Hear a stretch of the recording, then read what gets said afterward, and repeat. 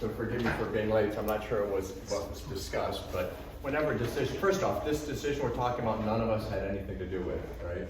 So, but you want to make the right decision when you have new information, okay?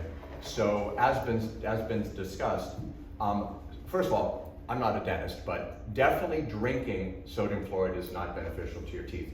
Arguably, I guess, topical application just to the surface layers. But that's not even the issue. The issue is what's primarily in there, as the speaker before this gentleman, the obstetrician, mentioned, is its toxic waste from Central Florida, from the fertilizer industry.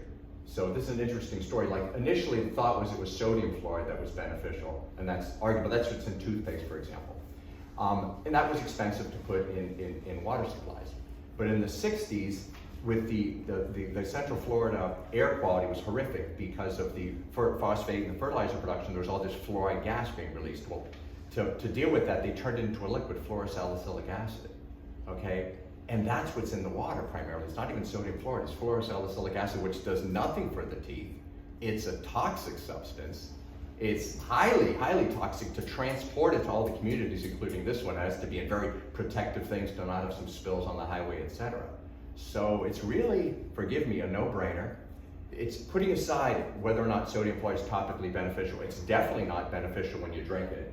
But who cares about that? It's primarily fluorosalicylic acid in the water, which is toxic waste.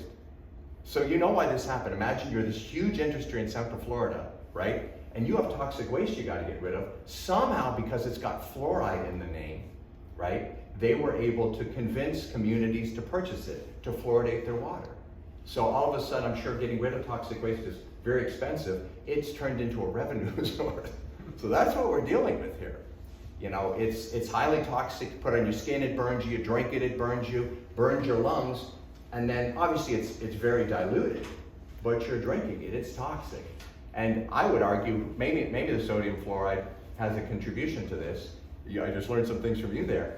But obviously the fluorosalicylic acid, but there's other things. There's lead, there's arsenic. You can even track non-smoker bladder cancer, non-smoker lung cancer to fluoridation of water. And I would argue it's primarily from this toxic waste product that's in the water, right? You know, putting aside it's a known neurotoxin, federal courts have determined that. As the obstetrician mentioned, lowers children's IQ. What culture doesn't care about their children? I know there's some crazy sick stuff happening, but shouldn't we fight against that? This is a small part of that, right? And by the way, none of this has anything to do with cavities anyway, as the dentist has described here. But me, simplistically, if you look at cavity rates in this country, we fluoridate. In other countries in Europe, for example, with similar demographics, the cavity rates are declining, have nothing to do with fluoridation of water. So it's a very simple, you look at the decision, what's the pro, what's the con? There's no pro, there's just con. Forgive me. Forgive me, thank you.